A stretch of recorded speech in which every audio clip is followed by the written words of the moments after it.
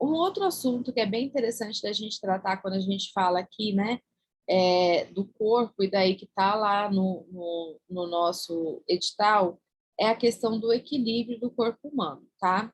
Então, a primeira coisa, pessoal, pode anotar aí. O equilíbrio ele vai ser influenciado basicamente, assim, inicialmente por duas grandezas: a base de sustentação e o centro de gravidade, beleza? Então, olha só, a primeira coisa que eu vou chamar a atenção de vocês aqui nessas figuras é o pontinho vermelho. O pontinho vermelho é onde a gente tem o centro de gravidade. Lembra que a gente viu ali atrás, que é mais ou menos na altura do segunda vértebra sacral? Que dá mais ou menos a altura do umbigo, um pouco para baixo, tá? Então, o nosso centro de gravidade, gente, ele se altera de acordo com a posição do nosso corpo. Então, por exemplo, ó, aqui a pessoa está de cabeça para baixo, né? Está nessa altura o centro de gravidade. Aqui está um pouquinho mais alto, aqui um pouquinho mais alto e aqui um pouquinho mais alto. Então, o que, que vai acontecer? O centro de gravidade, ele é importante para a gente manter o equilíbrio, tá? E um dos fatores que influenciam justamente na gente conseguir manter o equilíbrio vai ser a altura do centro de gravidade. Regra geral, gente, quanto mais baixo o centro de gravidade, mais fácil de eu manter o equilíbrio. Então, vamos lá. Se eu coloco um salto alto, eu altero o meu centro de gravidade? Altero. Prejudica o meu equilíbrio? Prejudica no seguinte sentido, é mais difícil de eu manter o equilíbrio, tá bom? Bem, uma outra coisa que tem relação aqui total é o que vocês estão vendo aí com uma listrinha azul, tá? Que é a base de sustentação, a base de suporte. Então, a base de sustentação, gente, ela também é importante para a manutenção do equilíbrio. E, de maneira geral, o que a gente fala sobre a base de sustentação? A gente fala sobre o tamanho da base. Quanto maior a base, mais fácil de manter o equilíbrio. Quando menor a base, mais difícil de manter o equilíbrio. Então, se a gente comparar, por exemplo, deixa eu só numerar aqui, ó, A, B, C e D. Se eu comparar o D com o B, onde é mais fácil manter o equilíbrio? É mais fácil manter o equilíbrio no C, tá? Do que na posição B, por exemplo. Então, a base de sustentação também vai ser importante. E o tamanho da base tem a ver com perna aberta, perna fechada, apoio unipodal, apoio bipodal e assim por diante. De qualquer forma, gente, para a gente manter o equilíbrio, a regra tá? É manter, eu vou escrever aqui. Tem escrito em algum lugar, mas só para a gente já ver. Manter o centro de gravidade dentro da base de sustentação. Então, se eu mantenho o meu centro de gravidade dentro da minha base de sustentação, eu mantenho o equilíbrio. Se esse centro de gravidade sair para fora da base, eu perco o equilíbrio, tá bom? Então, basicamente, essa é uma das regras que a gente tem. Manter dentro da base ou não conseguir manter dentro da base. Para eu ter equilíbrio, eu tenho que manter o centro de gravidade dentro da base. E aí, por exemplo, nessa figura, tem as imagens, né, A, B, C, D e E, todas elas, o centro de gravidade está dentro da base. Então, a pessoa está equilibrada, ok? Guardem isso, que daqui a pouco a gente fala mais, tá? Aqui está explicando um pouquinho mais sobre o centro de gravidade e sobre o centro de massa do corpo, tá? Que está relacionado com essa questão que eu disse para vocês. Então, o centro de massa ele pode ser definido como um ponto de equilíbrio, um local no qual todas as partículas do objeto estão igualmente distribuídas. Esse centro de massa, gente, vai ser o nosso centro de gravidade e vai ser um ponto onde a gente está em equilíbrio, tá? Então, ele está mais relacionado a uma grandeza física e aí o corpo fica equilibrado. Mais importante é a gente entender o centro de gravidade e especialmente essa questão que eu acabei de dizer para vocês. Então, olha só, eu vou ter um equilíbrio estável quando o meu centro de gravidade estiver dentro da minha base de sustentação. Aqui, ó, o que aconteceu, gente? O meu centro de gravidade está fora da base de sustentação. Então, aqui eu tenho instabilidade, tá joia? Quem faz muito isso, gente, é o paciente com Parkinson, né? Então, o paciente com Parkinson, ele pela cifose que ele vai tendo, aquela inclinação anterior, o centro de gravidade dele fica deslocado para frente dos pés. E ficando deslocado para frente dos pés, ele tem uma instabilidade muito grande, uma grande tendência à queda. Então, isso aqui é para a gente entender. Quando eu quiser, pessoal, trabalhar equilíbrio, estimular equilíbrio, eu tenho que mexer com isso aqui. Então, quando eu quiser trabalhar equilíbrio, né, em um ambiente incontrolado, numa clínica, eu tenho que justamente fazer o quê? Desequilibrar o paciente, tirar o paciente do seu equilíbrio estável. Então, aqui a gente tem que pensar o seguinte, né, que eu posso agir pensando em proteger o paciente, né? Então, sempre pensando o que eu posso fazer para que no dia a dia esse paciente consiga manter o equilíbrio estável, ou eu posso pensar também pelo outro lado, com o que eu tenho que mexer para conseguir trabalhar o equilíbrio, fazer estímulos, né? Treino de equilíbrio no paciente. Então, para fazer treino de equilíbrio, a gente tem que deslocar esse centro de gravidade da base de sustentação. Então, eu sempre falo, gente, para treinar equilíbrio, a gente tem que mexer com a base e com o centro de gravidade. Então, a base, eu diminuo a base e desloco ela lateralmente, e o centro de gravidade, eu elevo o centro de gravidade e eu desloco o centro de gravidade. Dessa forma, eu consigo trabalhar equilíbrio, tá? Base, diminuir a base, perna aberta, perna fechada, deslocar a base, andar, né? Mexer os pés. Centro de gravidade, elevar o centro de gravidade. Se eu levantar os braços, gente, eu elevo meu centro de gravidade, por exemplo, tá? Uma forma de trabalhar. Se eu estiver num banco, num balancinho, na prancha de equilíbrio, na cama elástica, saí do solo, eu levei o centro, eu desafio, né, o meu equilíbrio. E deslocar também o centro de gravidade é mudanças de posição, tá?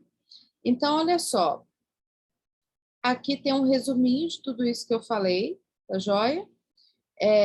Falando dessa questão da altura do centro de gravidade, da base de sustentação, da base de apoio e das linhas que passam, tá? Então, quanto maior o diâmetro, né, quanto maior a base, mais estável o corpo estará, maior massa corporal, maior resistência entre o solo e o corpo e linha de ação da força. Então, deixa eu só voltar aqui para ficar claro. Ó, o tamanho da base de apoio, quanto maior o diâmetro, mais estável o corpo estará. Maior massa corporal, maior resistência entre o solo e o corpo e a linha de ação da força do peso. Quanto mais no centro da base estiver a linha que passa pelo centro da gravidade, mais estável estará o corpo. Que é essa questão aqui, né? Quanto mais dentro da base tiver, mais estável. Sempre que essa linha sair, né? Ou aqui, que eu acho que dá para ver melhor, né? Aí a gente dificulta essa estabilidade, beleza? Mas acho que esses são os pontos principais aqui para a gente entender. Tem diversas questões de concurso que perguntam sobre isso, tá, gente? É bem simples, é só a gente entender o conceito básico que a gente tem. E aí, pessoal, para completar esse assunto, a gente entra na avaliação mecânica da coluna vertebral, né? A hora que eu vi esse tema aqui no edital, eu fiquei pensando, ô Jesus, o que é isso? Então, como a gente não sabe o que é isso, né, de maneira geral, eu coloquei tudo que tem de mais importante, tá bom? Então, vamos lá. A gente começa falando da composição da coluna vertebral, né? Então, ela é composta de 7 vértebras cervicais, 12 torácicas, 5 lombares, 5 sacrais e 3 a 5 coxígeas, tá? Depois eu falo o detalhe das curvaturas. Aí a gente tem essas vértebras empilhadas, né, pessoal? Quando a gente olha assim nessa vista posterior, eu não vejo nenhuma curva, tá? Não devo ver. Se aparecer alguma curva aqui, pessoal, essa curva se chama escoliose e ela não é uma curva normal, ela é anormal. Já quando eu vejo essa vista lateral, eu vejo as curvaturas. Essas curvaturas da vista lateral são normais. Então, a gente tem as curvaturas que são naturais, que vêm do nosso desenvolvimento embrionário e que são chamadas de curvaturas primárias, que são as cifoses, cifose torácica e cifose sacral. E a gente tem as curvaturas, pessoal, que a gente desenvolve à medida que a gente vai ficando contra a gravidade. Então, à medida que a gente vai passando pelo desenvolvimento motor e ficar contra a gravidade. Essa aqui são as curvaturas secundárias. Elas são as lordoses, a lordose cervical e a lordose lombar, tá? Bem, a coluna, ela é formidável, né, gente? Ela tem uma estrutura única que permite a ela ser forte e estável, porque ela vai ser a base, né, para a nossa manutenção de postura, e ao mesmo tempo, pelo arranjo das vértebras, ela é flexível, tá? Então, essas duas características são importantes. De forma que existem três funções para a coluna. Servir como pilar central do corpo, que envolve a sustentação da cabeça e dos membros, formar um estojo ósseo protetor do canal vertebral, né, da medula espinhal, e fornecer ADM, permitindo mudanças da orientação da cabeça. Então, ao mesmo tempo que protege, que é estável, permite movimento, né? Bem, passando por mais alguns pontos importantes, né? A coluna, ela constitui, juntamente com o crânio, com o externo e com a costela, o esqueleto axial, formado por mais ou menos 80 ossos, tá? E a coluna, ela se articula superiormente com o occipital e inferiormente com o osso ilíaco, formando a articulação sacroiliaca. Então, aqui em cima, né, a gente vai ter o occipital e aqui do lado, ó, vai estar o ilíaco, formando, então, a articulação sacroiliaca. Aqui, para frisar, né, pessoal? Então, as curvaturas, as primárias, cifoses, são as primárias, torácica e sacral, e as secundárias, as lordoses, que são a cervical e a lombar. Essas são as curvaturas normais que a gente tem, tá? Então, estou deixando só para destacar. E a escoliose? A escoliose é uma curvatura anormal. Então, não é normal a gente ter escoliose, ela é anormal. E a gente vai ver a escoliose quando a gente vê, por exemplo, uma vista posterior ou anterior. E aí a gente vê esse desvio, tá? O lado de dentro, gente, do desvio é a superfície côncava, côncava. E o lado de fora, apagou a luz aqui, é a superfície convexa, tá joia? Então, a gente tem essa questão também que é importante. O lado de dentro, lembra da colher? O lado de dentro da colher é o côncavo. Só um minutinho, gente.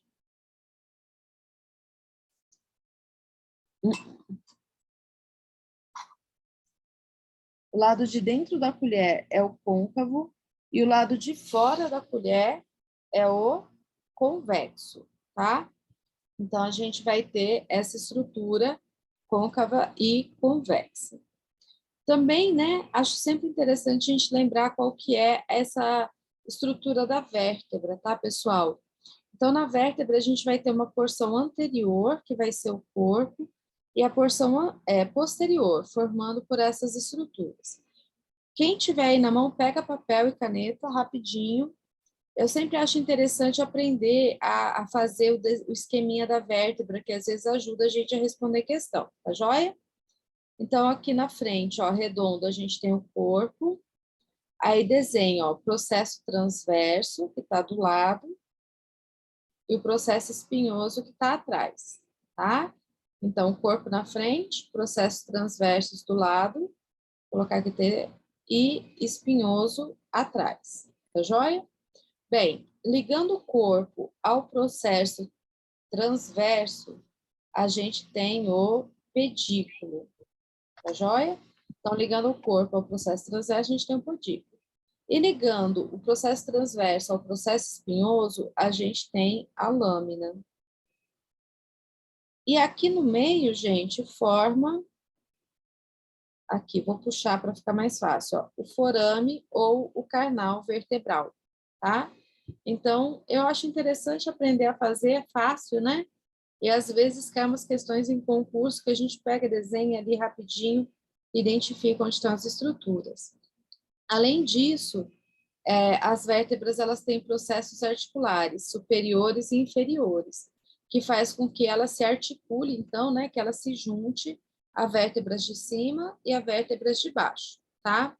Nesse caso aqui, a gente tem uma vértebra torácica, então está aparecendo aqui a articulação para costela também, tá joia? Mas isso só na região torácica que vai acontecer. Bem, a estrutura anterior, ela funciona principalmente para suportar peso, então a estrutura anterior é o corpo, e as outras estruturas, que são as posteriores, são responsáveis principalmente pelo movimento. Só para a gente deixar isso também, né?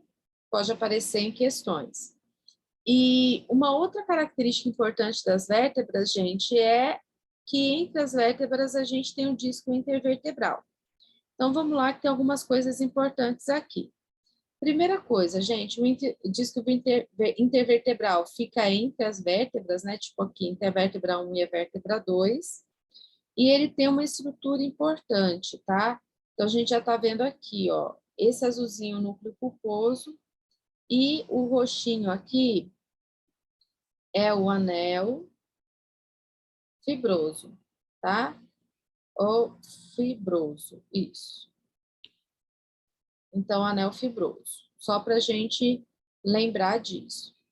Bem, ele tem duas funções: permitir discreto movimento entre os corpos e transmitir carga para a vértebra seguinte. E ele tem dois componentes: o núcleo central, que é o núcleo pulposo, e o anel fibroso, que é o da lateral, tá? Aqui, gente, nessa estrutura, né? Então, a gente tem o núcleo pulposo aqui dentro e o anel fibroso, que ele é formado por várias camadas, assim, ó, de fibras oblíquas, né? Alternadas. Tá vendo que cada uma é de um jeito aqui? E isso é para melhorar a resistência dele, tá joia? E o núcleo pulposo, gente, ele se comporta como uma esfera entre duas retas. Então, é como se a gente tivesse uma bolinha, sabe, uma bolinha de gude? Uma bolinha de gude entre duas tábuas. E isso é importante para a gente entender o restante aqui das questões ligadas ao movimento que a gente vai ter nessa região do núcleo, tá? Esse núcleo, gente, ele é composto 80% por água. Então, se a gente desidrata, o núcleo desidrata, ao final do dia, como a gente passa o dia inteiro contra a gravidade, ele está mais fino. De manhã, a hora que a gente acorda, ele está mais grosso, está mais cheio, tá? Vocês falam assim que a gente é menor de manhã. E aqui tem uma figurinha bem bonitinha, ó, dessa esferinha, então, que é o núcleo pulposo. E o anel fibroso, gente, faz de tudo para segurar esse núcleo no lugar, tá? Então, falando aqui, né, dando destaque maior ao núcleo pulposo, essa parte central, composição de água e tudo mais. E aqui a gente já está vendo, ó, um problema, né? Então, o anel fibroso sofrendo lesão. O anel fibroso, gente, ele sofre lesão principalmente nessa região póstero-lateral. Ele é mais fraco nessa região, tá? Então, os principais casos de hérnia de disco acontecem justamente nessa região póstero-lateral. E os movimentos que mais forçam essa região aqui, gente, é a associação da flexão com a rotação. Então, o que a gente chama de flexo-rotação. São os movimentos que mais forçam justamente desse lado. E forçando, a gente pode ter uma hérnia de disco. O que é a hérnia de disco, gente? a hérnia é quando uma estrutura sai do lugar, né? Então, a hérnia vai ser justamente o deslocamento de parte do núcleo pulposo para fora, para a região ali do anel fibroso. E isso gera aqui, né, dá para ver no vermelhinho, um processo inflamatório, e dependendo do grau de extrusão e também do processo inflamatório, acaba impactando justamente onde, gente?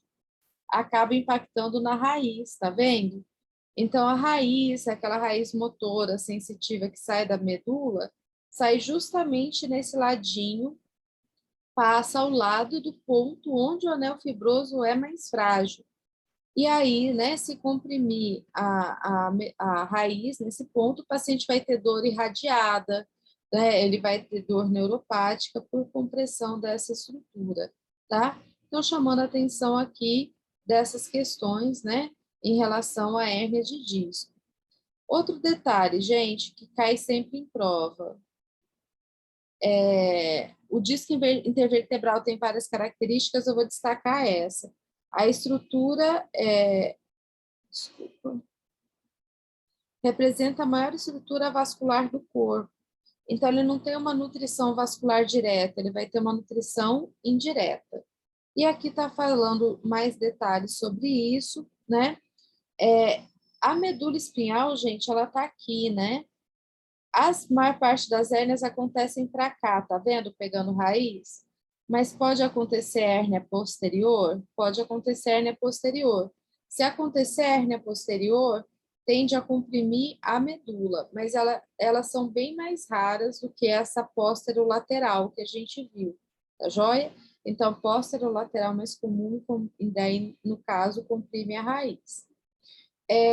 Eu acho bem interessante, gente. Eu pensei, acho que esse é o ponto aqui que vale a gente dedicar mais tempo, que é a mecânica do movimento do disco, tá?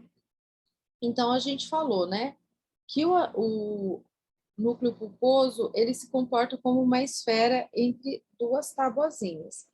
Então, o que que significa isso para o movimento? Que se eu apertar desse lado aqui, aproximar essa tábua para cá, essa esfera vai ser deslocada para o lado contrário, tá? Então, isso aqui diz respeito, gente, aos movimentos que o núcleo pulposo vai fazer nessa região da coluna, né? E que vão ser influenciados pelo movimento da coluna. Então, tem as figuras aqui, acho mais fácil explicar nas figuras, tá? Então, por exemplo, a gente está fazendo aqui, ó, o movimento de extensão. Tá vendo aqui? Quando eu faço o movimento de extensão, o núcleo pulposo que está aqui dentro, ele é desviado para onde, gente? Ele é desviado para frente, tá? Aqui, eu faço o movimento de flexão. Quando eu faço a flexão, ele é desviado para trás. Se eu faço inclinação lateral, ele é desviado para o lado oposto, tá? Então, o que eu vou sempre falar para vocês, gente? Se cair pergunta na prova em relação a essa posição do núcleo pulposo, lembra dessas nossas figuras aqui. E daí, na hora da prova, discretamente, você inclina para um lado, para o outro, né? Faz o movimento e tenta lembrar que ele vai ser aqui, né? Uma bolinha, certo? E essa bolinha ela vai ser empurrada para o lado oposto. Então, vamos lá, vamos falar de novo. Quando eu faço extensão, tá? Extensão, o núcleo pulposo é deslocado para frente. Eu faço extensão. Isso cai muito em prova, gente. Muito, muito, muito. E se a gente não souber isso aqui, é difícil. A gente não responde a questão. Mas se a gente souber, fica fácil, tá? Nesse aqui, a gente está fazendo a flexão. Quando eu faço flexão, então eu aperto a vértebra aqui, ó, e aí o núcleo pulposo é empurrado para trás, tá joia? Se eu faço inclinação lateral, então se eu faço inclinação lateral para a esquerda, o núcleo pulposo, peraí, inclinação lateral. o núcleo pulposo é empurrado para o lado oposto. Então, se eu fizer a inclinação lateral para a esquerda, o núcleo pulposo vai ser empurrado para a direita. E esses aqui são os mais importantes que a gente tem. Tem mais movimento aqui? Tem. Então, esse aqui, gente, ele está representando um movimento de rotação. Quando faz o movimento de rotação, né, uma vértebra para um lado, outra para outro, a gente vai ter essa característica aqui, ó. Então, é como se a gente deslocasse para a lateral a força. A força vai deslocar para a lateral. Esse núcleo, ele vai ser comprimido. Tá vendo que ele está achatado ali? E ele vai para as laterais, tá? Então, olha só, quando eu faço rotação com flexão, além de comprimir ele assim, eu ainda vou fazer o quê? Vou empurrar ele na direção póstero-lateral, que é aquela direção onde o anel fibroso é mais frágil, tá joia? E aqui, pessoal, representa o movimento de tração. Então, se eu faço tração, por exemplo, olha a bordinha aqui, ó. Tá vendo que a bordinha está restrita? Esse núcleo alivia, né? Alivia a pressão. Se eu faço a compressão, o que que acontece com esse núcleo, gente? Ele achata. Na rotação, a gente faz mais ou menos isso, tá? Essa compressão. Tá vendo a setinha aqui indicando a compressão, ó? Tá? Se ele achata, a bordinha aqui, ó, tende a ir para fora. Beleza? Mas os mais importantes, gente, é a flexão, extensão e a inclinação. Esses são os que mais aparecem, assim. E aí, acho interessante, tá? De guardar isso, lembrar dessa figura, ou realmente lembrar disso aqui, que é uma bolinha entre dois planos, porque daí a hora que você pensar, ó, que juntou aqui, vai espirrar para o outro lado. Tenta pegar uma bolinha de gude e ver se você amassa ela, né? Ela vai tender a escapar de um lado para o outro. E o núcleo pulposo, ele se comporta bem assim, beleza? Pessoal, aqui na frente tem a relação de movimentos, tá? E aí, tá vendo que aparece aqui, ó? Então, para a gente lembrar, né? Quando faz a flexão, para onde vai, quando faz a extensão, quando faz a rotação e quando faz a inclinação lateral. E aqui já aparece também as ADMs principais que a gente tem, que é importante da gente saber. Na sequência aqui tem uma série de mostras, né, de goniometria. Também deixo isso aqui para vocês estudarem, tá, pessoal? Como eu disse, a gente vai ter aqui, né, um material bem completo para vocês darem uma olhada.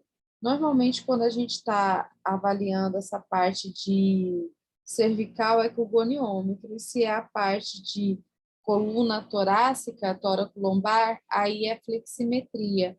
É que com esse outro aparelho que, à medida que se movimenta, vai vendo essa angulação que é formada, tá? Por esse aparelho flexímetro, tá joia? Bem, pessoal, essa aqui é a nossa parte final. A gente chega ao final, então, desse conteúdo de cinesiologia e biomecânica até aqui.